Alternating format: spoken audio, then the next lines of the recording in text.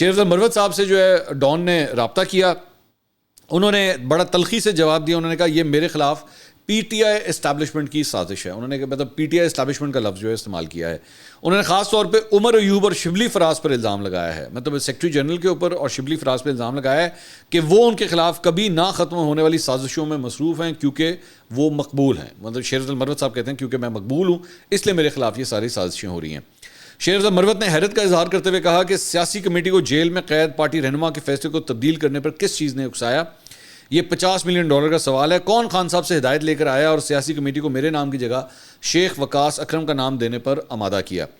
میں سیاسی کمیٹی کا رکن ہوں لیکن مجھے اطلاع نہیں دی گئی اور اسد قیصر کے ساتھ بھی یہی کیا گیا. انہوں نے کہا کہ پہلے ان کے بھائی کو خود مستعفی ہونے کا باعزت آپشن دیے بغیر غیر رسمی طور پر خیبر پختونخوا کابینہ سے ہٹایا گیا اور اب انہیں بھی ایک سازش کے ذریعے ہٹایا جا رہا ہے.